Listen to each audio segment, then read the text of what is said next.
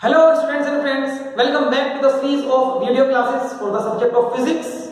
And today we are back with the next lecture. It is lecture number 9 from the first unit in the chapter work energy power from our syllabus of physics. So students, today the topic which we are going to start is relationship between kinetic energy and momentum. Relationship between kinetic energy and momentum. As we have done in the last lecture the topic of kinetic energy. So students, you must be aware about the formula of kinetic energy. And momentum, about momentum we have studied in the last class 9. Okay, तो momentum और kinetic energy में क्या relationship है आज हम ढूंढने वाले हैं, क्या रिलेशनशिप होगी और उसको याद भी करेंगे. Okay, and then I will also explain you the importance of this relationship. So first of all let us write the heading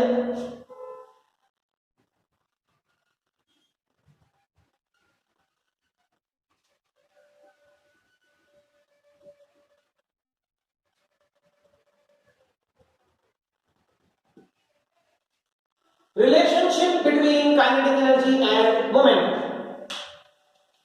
So let us assume that we are having an object of mass m and it is moving with a velocity v. It is moving with a velocity v along a straight path. Velocity v along a straight path. Okay, so we are having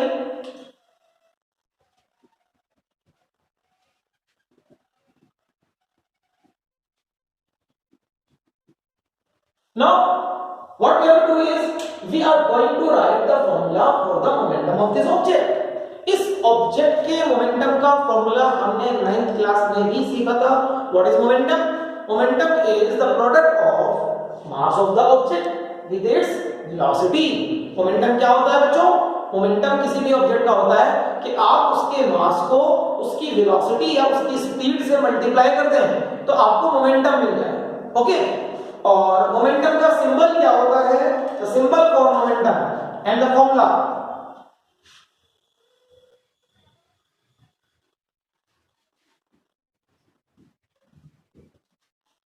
P. P is the symbol for momentum, small p. Mass into velocity. This is my equation number 1.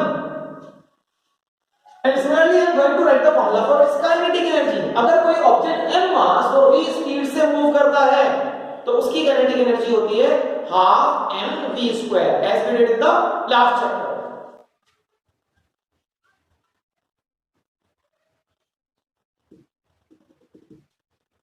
Symbol for kinetic energy is K and the formula is half mv square. अब बच्चों एक चीज पे आप ध्यान दो, momentum के फॉर्मूले में भी m एंड v आते हैं और काइनेटिक एनर्जी के फॉर्मूले में भी m एंड v आते हैं, मतलब मास एंड वेलोसिटी या स्पीड आते हैं. तो अगर दोनों के फॉर्मूले मास और स्पीड ऑफ द ऑब्जेक्ट पर डिपेंड करते हैं तो इट मींस इन दोनों में कुछ ना कुछ रिलेशनशिप तो होगा ही. वो रिलेशनशिप हम फाइंड आउट कर रहे हैं. ओके, तो रिलेशनशिप फाइंड आउट करने के लिए हमको क्या करना होगा? इक्वेशन 1 से v की वैल्यू को इक्वेशन 2 में सब्स्टिट्यूट करना होगा. देखते हैं कैसे होगा ये.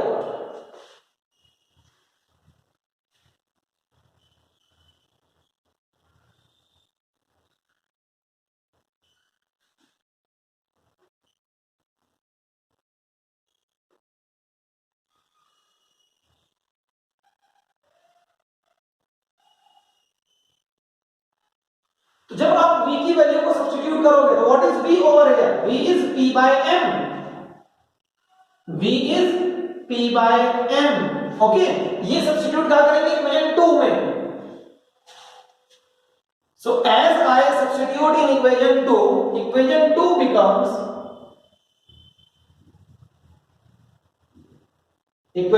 becomes kinetic energy is equals to half m and what in place of v? p by m square. v square था ना तो v की जगह p by m square. Okay, तो this becomes half m into p square by m square, और एक m से एक m कैंसिल हो जाएगा। डन। तो काइनेटिक एनर्जी का formula becomes p square by 2m। What is the formula? p square by 2m. This is the relation you have to learn between kinetic energy and momentum of the object. वो object जो m मास का v speed से जा रहा है उसकी kinetic energy half mv square होती है, उसका मोमेंटम mv होता है, और p और k के अंदर जो रिलेशनशिप है वो k is equals to p square by 2m. It means अगर आपको किसी क्वेश्चन ने मोमेंटम देकर काइनेटिक एनर्जी पूछ लिया तो आप डायरेक्टली काइनेटिक एनर्जी इस फॉर्मूले से कैलकुलेट कर सकते हैं। This is the importance of this relationship. Means directly का मतलब क्या है कि आपको उसकी स्पीड कैलकुलेट नहीं करनी पड़ेगी। आप देखो, if we have been given p given and we have been asked k हमसे पूछा गया है, तो एक प्रोसेस तो हो सकता था आप p is equals to mv लगाकर v की वैल्यू फाइंड आउट करते, उसके बाद आप k is equals to half mv square लगाकर k निकालते। बट आप डायरेक्टली क्या कर सकते हो, p की वैल्यू यहां लगाओ और k का आंसर बता दो, आपको v कैलकुलेट नहीं करना पड़ेगा। This is the importance of this relationship. And also this relationship can be written for p as well. अगर आप p स्क्वायर के लिए लिखोगे तो you can write it like this ना, p square is equals to 2mk, 2m इधर आ जाएगा, and p का फॉर्मूला बन जाता है under root 2mk। Very very important relationship both of these. अगर किसी क्वेश्चन ने आपसे काइनेटिक एनर्जी देकर मोमेंटम पूछ लिया, यूज दिस, और किसी क्वेश्चन ने आपसे मोमेंटम देकर काइनेटिक एनर्जी पूछ लिया, यूज दिस। स्पीड निकालने की जरूरत नहीं पड़ेगी। This is the importance of this relationship. Okay my students, तो बेटा ये आपको कॉपी कर लेना है, और कॉपी करने के बाद हमें देखना है अपना आज का next and very very important topic. Okay, तो इसको जल्दी से आप कॉपी कर लें and don't copy this part. Okay, I should have this part.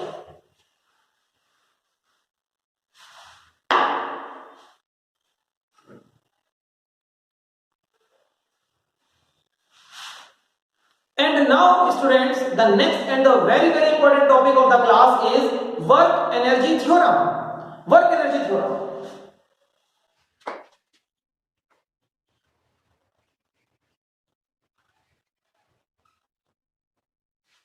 Now what does this theorem state? इस थ्योरम को हम कैसे समझेंगे और इस थ्योरम का स्टेटमेंट क्या है? तो सबसे पहले हम इसका स्टेटमेंट देख लेते हैं कि इसका स्टेटमेंट क्या है।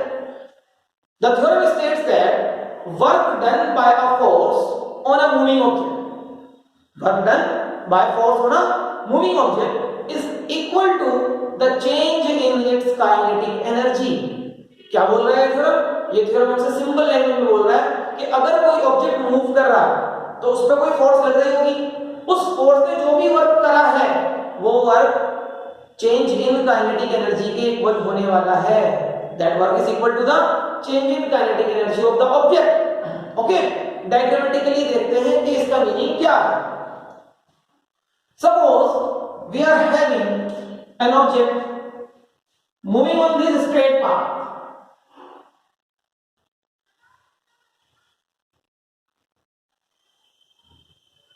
और इस ऑब्जेक्ट का मास m है, और इस ऑब्जेक्ट को लेकर जाने वाली force, the force which is acting on it is F is the force acting, और ये ऑब्जेक्ट स्टार्ट करता है पॉइंट A से और पहुंचेगा पॉइंट B पर।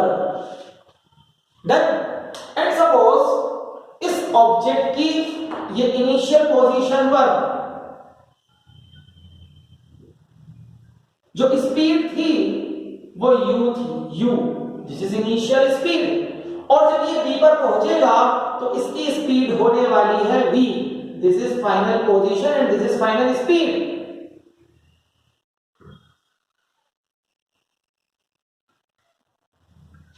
Okay, and let the displacement covered by the object is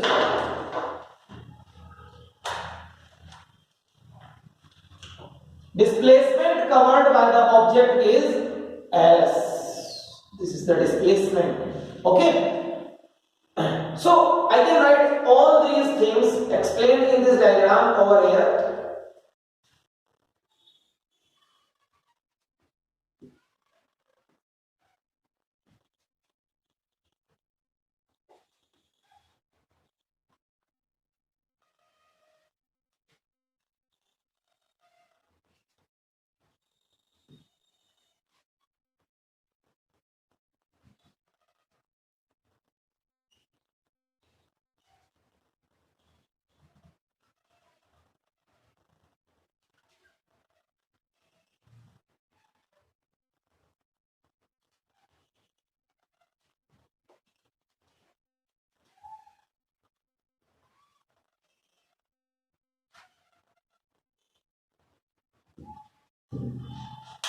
So बेटा अगर ये मेरे पास कोई ऑब्जेक्ट है जो A से B तक जाएगा और जो फोर्स को लेकर जाएगी वो F है और A पॉइंट पर उसकी इनिशियल स्पीड U थी और B पॉइंट पर उसकी फाइनल स्पीड V हो जाएगी, तो जो ये फोर्स वर्क डन करेगी वो वर्क डन क्या होगा?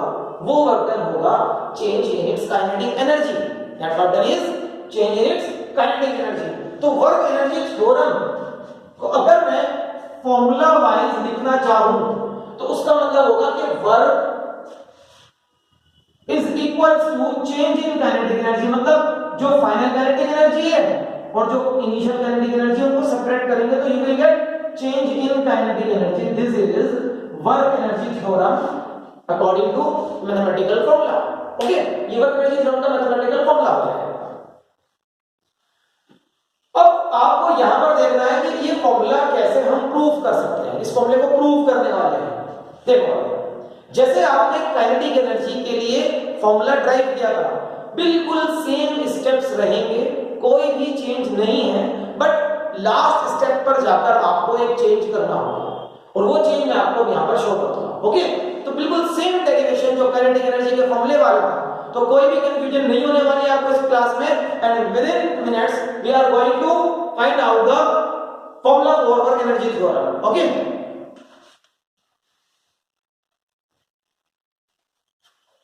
Work done by the force. Work done होगा, वर्क डन का फॉर्मूला बहुत सिंपल है.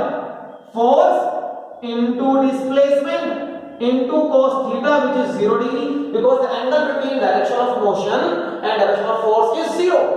तो cos 0 क्या होता है? 1. तो वर्क डन का फॉर्मूला हो गया, force is F, displacement is S, cos 0 is 1. But force can be written as ma, where a is acceleration. Remember that a is acceleration. आप लिख सकते हैं यहां पर कि इसका acceleration a है. A is the acceleration. So F is m into a and displacement is s into 1. So work done is m. Now what is the formula for a? Kinetic energy का derivation किया था आपने, वहां पर we have used third equation of motion for the formula of acceleration. If you don't remember, I can write that equation over here so that you can memorize it again. Third equation of motion. अगर मैं इस equation से a का formula लिखूंगा तो what is a? v square minus u square upon 2s. ये मेरे को यहां a के प्लेस पर लिखना होगा. ओके, तो a के प्लेस पर I can write v square minus u square upon 2s into s. What I have used? I have used using third equation of motion.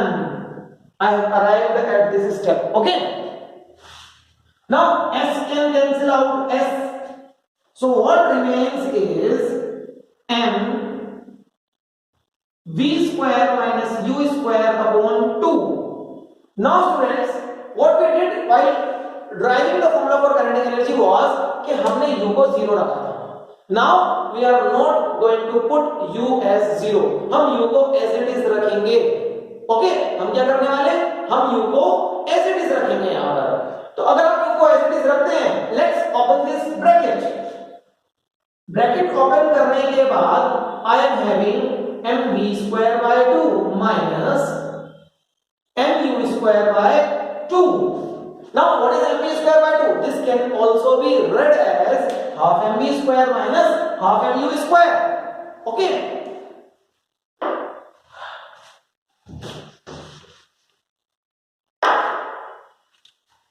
so proceeding further, I can write this equation as w is equals to half mv square minus half mu square. Now what do you think what it is? This is the formula for kinetic energy when speed is v. मतलब kinetic energy यहां पर क्या बोलेंगे उसको, final kinetic energy. This is final kinetic energy and this is kinetic energy when the speed is u. मतलब यहां पर क्या बोलेंगे इसको, initial kinetic energy. So what is this? This is nothing but the work energy theorem. This is in fact work energy theorem which have been proved. You can also write it like this: half mv square is final kinetic energy minus half mu square is initial kinetic energy. Also you can write it like this, the same formula which we have written in the beginning. Okay, so this is the proof for work energy theorem. The statement I have already told you, you can copy that statement. Okay, so please students copy down this proof as well, and then again we will come back and I will explain something more about this formula.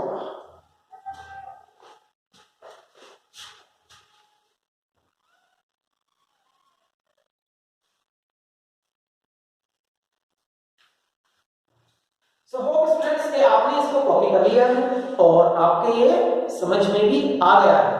Okay, now what is the use of this topic in our syllabus? बेटा इस topic पर या कह सकते हैं कि इस formula पर हमारे सिलेबस में बहुत सारे न्यूमेरिकल क्वेश्चंस पूछे जाते हैं।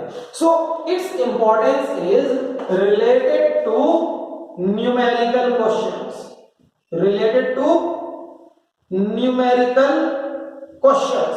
मैं आपको आइडिया दे दूंगा अभी कि कैसे इस फॉर्मूले को आप यूज करेंगे किसी न्यूमेरिकल में, कैसे आपको पता चलेगा कि न्यूमेरिकल किस फॉर्मूले से करना है। ओके बेटा, न्यूमेरिकल की थीम कैसी होने वाली है उसके लिए मैं आपको यहां पर बताता हूं। न्यूमेरिकल हमसे वर्क डन पूछेगा। क्या पूछेगा हमसे? Work done.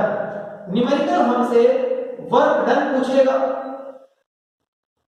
लेकिन वो न्यूमेरिकल आपको फोर्स नहीं बताएगा, फोर्स नॉट गिवन, और वो न्यूमेरिकल आपको डिस्प्लेसमेंट नहीं बताएगा, डिस्प्लेसमेंट नॉट गिवन। और हम क्या सोचते हैं? हम सोचते हैं वर्क का फॉर्मूला होता है force into displacement into cos. Force नहीं मिलेगा, डिस्प्लेसमेंट नहीं मिलेगा, बट क्या पूछेगा? वर्क पूछेगा। अगर कोई ऐसा न्यूमेरिकल है जिसमें फोर्स नहीं देकर वर्क पूछा, जिसने डिस्प्लेसमेंट नहीं दिया और वर्क पूछा, तो आपको 100% आइडिया लग जाना चाहिए कि अब ये वर्क डन इस फॉर्मूले से तो कैलकुलेट नहीं होगा, बट ये work done work energy theorem से कैलकुलेट हो जाएगा। 100% उस क्वेश्चन ने वहां पर स्पीड्स दी होंगी, initial and final speeds given होंगी, तो आपको जस्ट क्या करना है? Just put speeds in this formula. Half mv square minus half mu square is the work done. क्या कहता है ये theorem? This theorem states that work done by a force on a moving object is equals to the change in its kinetic energy. So work done is equals to change in kinetic energy. Okay my students? So students, that's all for the class today. आज की class में हमने यही दो topics करने थे and hope कि हम नेक्स्ट लेक्चर में इस चैप्टर को भी कंप्लीट कर लेंगे। एंड नेक्स्ट क्लास का जो टॉपिक है, again that is a very very important topic, that is about conservation of energy.